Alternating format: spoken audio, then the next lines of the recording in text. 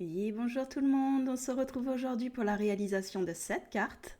Alors, si le cœur vous en dit et que vous souhaitez l'adapter à vos envies, je vais vous préciser tout de suite la liste du matériel dont vous aurez besoin.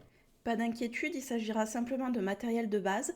Donc là, soit d'un massicot, soit d'un cutter, ça ce sera indispensable, d'une paire de ciseaux pour peaufiner, d'un petit crayon, d'une règle et d'une planche à ranurer si vous en avez une, sinon il faudra le faire à main levée, c'est tout à fait possible, le tout est d'avoir un petit outil pour pouvoir plier votre papier. Et bien évidemment, de papier de votre choix, les coloris que vous souhaitez. Je vous conseille quand même d'avoir un papier assez qualitatif, hein. Je suis venue découper un petit carré de 5 cm par 5 cm qui va nous servir de gabarit et vous allez très vite comprendre pourquoi. Je suis venue donc prendre un petit morceau de papier rouge pour ma part. Et il va falloir que, je vous le disais plus tôt, ce papier soit de qualité puisque nous allons le mettre à rude épreuve. Il va falloir le couper, il va falloir le plier, donc il faut qu'il résiste un minimum. Et je vais venir faire une découpe dans ce papier de 21 cm par 24.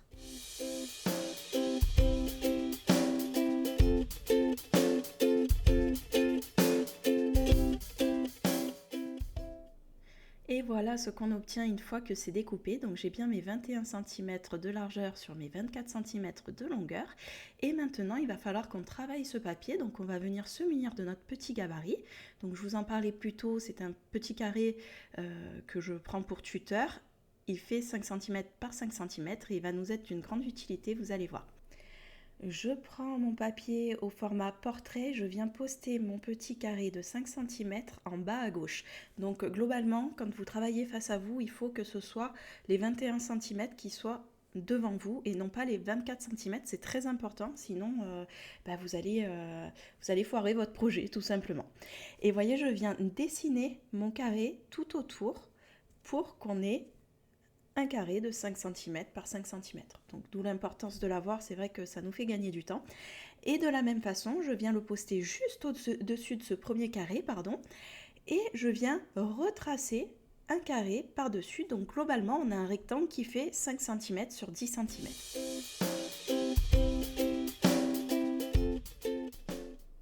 Voilà ce qu'on obtient une fois que c'est fait. Donc on est bien sur un rectangle de 10 cm sur 5 cm. Et maintenant, on va venir faire un repère à 2 cm de ce deuxième carré. Donc globalement, je prends pour repère la ligne qui sépare mes deux carrés, la ligne qu'ils ont en commun, et je viens faire mon petit repère à 2 cm. Voilà ce que ça donne de plus près. Et ce repère va nous servir pour pouvoir poser à nouveau notre gabarit qu'on va du coup caler sur ce petit repère et dans le prolongement du deuxième carré, comme ceci. Vous voyez, ça a l'air très compliqué, mais c'est plus simple qu'il n'y paraît. Je vous montre tout ça une fois que c'est fait.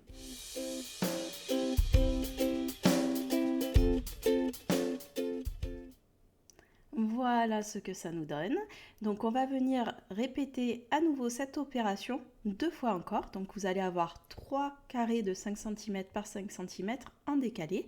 Donc comme précédemment, je viens prendre mon repère à 2 cm de ce nouveau carré, je viens poser mon gabarit et je trace comme ça mon nouveau carré et je le fais encore une dernière fois. Donc en tout, vous aurez 5 carrés sur votre feuille. Je vous montre tout ça.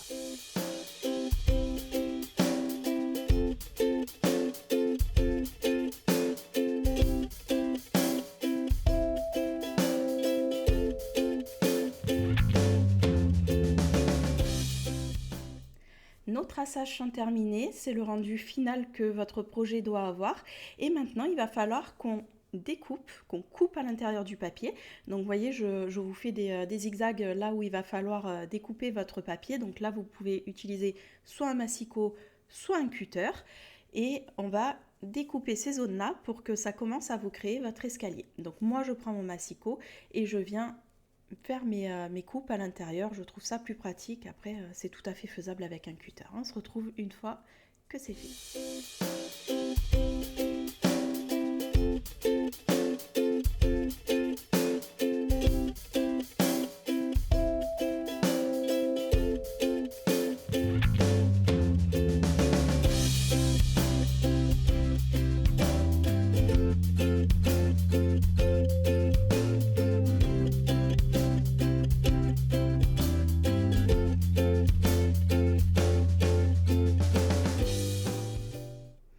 Le rendu que doit avoir votre projet doit normalement être celui-ci. Donc vous avez 3 espèces d'entailles dans votre papier.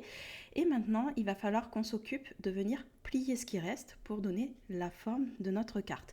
Donc tout ce qui est resté non griffonné, c'est les zones qu'on va venir plier au plioir. Donc moi j'utilise ma planche à ranurer et je viens, toutes mes lignes qui sont perpendiculaires à moi, je viens les marquer avec mon petit plioir.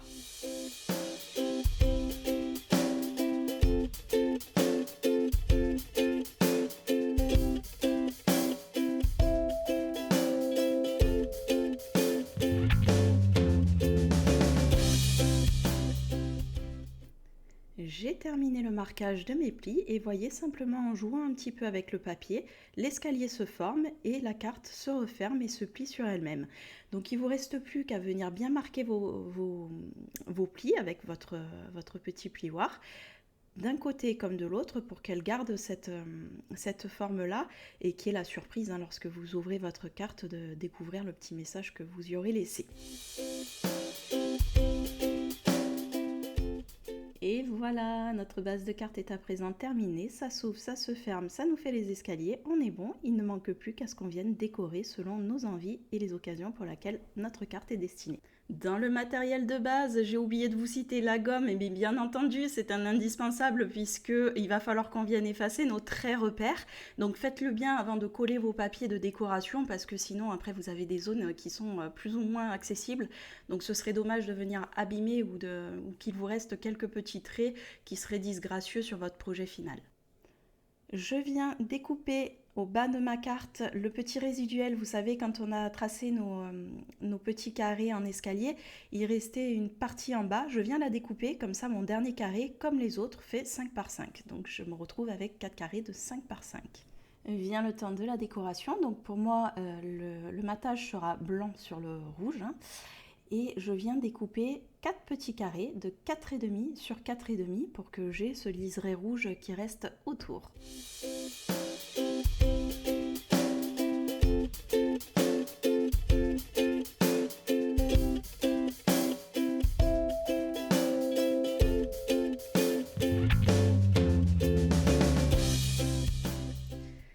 Voilà ce que ça nous donne une fois que nos 4 petits carrés sont découpés. Il va nous falloir maintenant venir les décorer. Donc encore une fois, c'est du goût personnel, vous les décorez comme vous le souhaitez. Vous mettez un mot, vous mettez des images, vous faites ce que vous voulez. À savoir que ce projet peut s'adapter. Si par exemple vous voulez mettre un prénom de 5 lettres, il suffit de changer les mesures et faire des carrés plus petits. Et à ce moment-là, vous avez le nombre de carrés que vous souhaitez pour adapter à n'importe quelle envie ou n'importe quel mot que vous souhaiteriez mettre à l'intérieur. Je suis allée préparer quelques découpes pour décorer mes petits carrés. Donc j'avais prévu deux papiers différents, un pailleté, un métallisé. Vous savez, c'est les blocs qui nous viennent de chez Action. Puis finalement, mon choix s'est porté sur le métallisé. Et les découpes que j'ai utilisées, c'est celles-ci qui viennent de Craftelier. Je les aime beaucoup et alors pour le coup, elles sont parfaitement adaptées à nos petits carrés de 4,5 sur 4,5. Je suis venue m'équiper également de ma Distress Oxide, c'est la Festive Berries, pour venir ancrer le bord de mes carrés et que le rendu soit moins brut entre le blanc et le rouge. Je vous laisse regarder ça.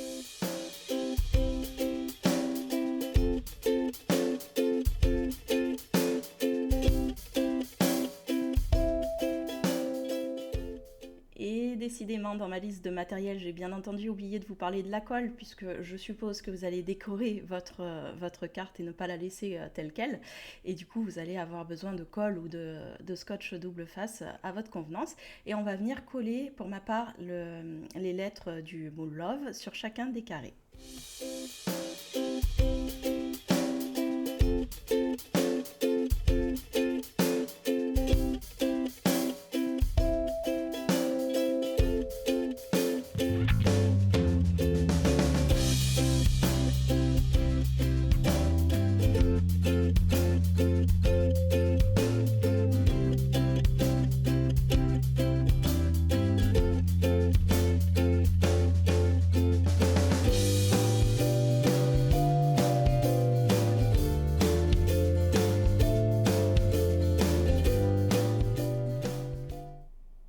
lettres collées, je suis venue mettre mes petits carrés à leur place et voilà ce que ça donne quand j'ouvre. Tadam! Mon petit mot apparaît. Maintenant, on va s'attaquer à la partie la plus délicate qui est la décoration de devant et de derrière. Je suis donc venue en off prendre toutes les mesures dont j'avais besoin et que je vais vous mettre à l'écran. D'ailleurs, à ce sujet, n'hésitez pas à faire un arrêt sur image, le temps de pouvoir vous retranscrire toutes les mesures si vous souhaitez faire exactement la même carte. Si par contre vous souhaitez adapter avec des carrés différents, un nombre de carrés différents, etc., il faudra bien entendu que vous adaptiez ces mesures. Et pour ça, je vais vous donner une petite astuce. Pour me faciliter la vie, j'ai décidé de m'y prendre par quadrillage. Je vais vous expliquer, donc pour que ce soit plus transparent pour vous, je vais appeler la face avant tout ce qu'il y a avant les lettres love, la partie rouge qu'il y a avant mes lettres love, et la partie arrière tout ce qu'il y a après mes lettres love. Je suis donc venue mesurer mes parties les plus grandes, donc là en l'occurrence du bas gauche jusqu'à mon E, c'est là où mon escalier est le plus large, et la hauteur de ma carte puisque celle-ci ne diffère pas ni sur l'un ni sur l'autre, ni sur la face avant ni sur la face arrière. Pour ma part, la largeur la plus grande de cette face avant est de 11 cm et ma hauteur est de 20 cm et demi. Ceci est tout à fait normal puisque, rappelez-vous, nous sommes venus découper un morceau de notre rectangle qui faisait initialement 21 par 24 en dessous de notre dernier carré puisque nous avions un résiduel. Une histoire de goût encore, je souhaite garder ce liseré rouge qui vient tout autour de mon papier décoratif, donc comme on l'a autour de nos carrés. Et donc, je vais m'adapter. Donc là, vu que j'avais 20,5 par 11, je vais faire un rectangle de 20 sur 10,5. Une fois que c'est fait, je vais déposer devant moi mon rectangle en format portrait et je vais faire 3 traits sur la longueur, donc sur les 20 cm. Je vais faire 3 traits, un à 4,5, un à 6,5 et un à 8,5. C'est le début de mon quadrillage, vous l'aurez compris. C'est ce qui va également nous permettre de créer par la suite nos escaliers. Une fois que ces 3 traits ont été faits, donc normalement vous avez un espace de 2 cm entre chaque trait, vous allez retourner le projet au format paysage avec ces fameux traits vers vous. C'est très important. Et vous allez tracer 3 autres traits dans la largeur cette fois-ci, un à 4,5, un second à 9,7, donc on aura un espace de 5,2 entre les deux. Et un troisième à 14,9, on aura à nouveau un espace de 5,2 entre les deux. Et bien sûr, vous procédez de la même façon pour la face arrière avec les mesures adaptées à la face arrière bien entendu. Une fois vos gabarits terminés, il ne vous reste plus qu'à reporter les mesures à l'arrière des papiers que vous aurez sélectionnés, de découper, de venir coller sur la face avant et arrière de votre projet. Même si le projet me plaît déjà beaucoup comme ça, je le trouve quand même un peu fade.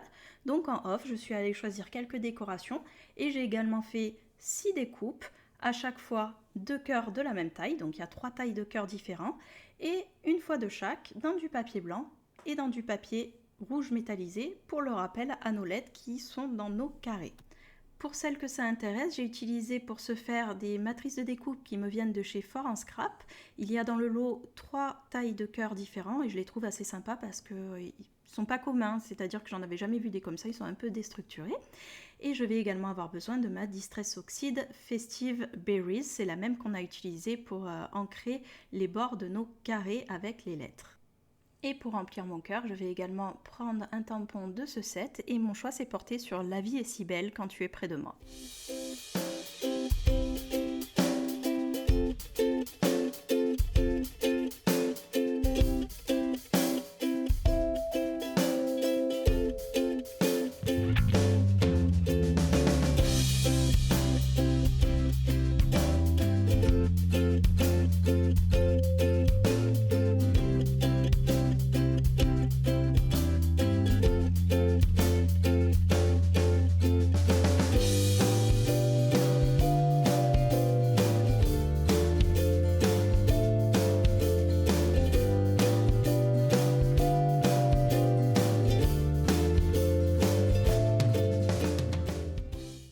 Voilà ce que ça nous donne, mais encore une fois, je trouve que au niveau de mon grand cœur, c'est un peu fade. Je trouve que l'écriture ne remplit pas suffisamment.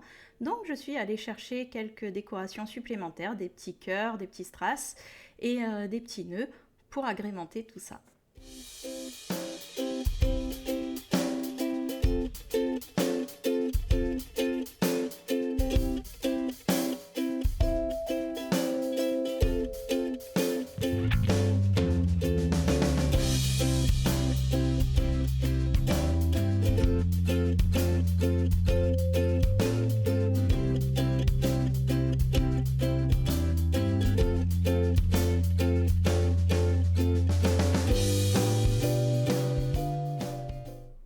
après de très très longues minutes d'hésitation et avoir demandé l'avis à mon mari, aux enfants, aux chats, aux chiens, aux poissons rouges, aux lapins, bref à tout le monde, vous l'avez compris. Voici la carte terminée. J'espère en tout cas qu'elle vous aura plu et regardez pour parfaire le charme, tadam, elle reste debout toute seule, donc ça peut être sympa si vous souhaitez la laisser en décoration. J'espère en tout cas que ce petit tutoriel vous aura plu. Si c'est le cas, n'hésitez pas à aimer, à partager, à vous abonner et activer la cloche des notifications. D'ici là et en attendant de prochaines vidéos, je vous embrasse.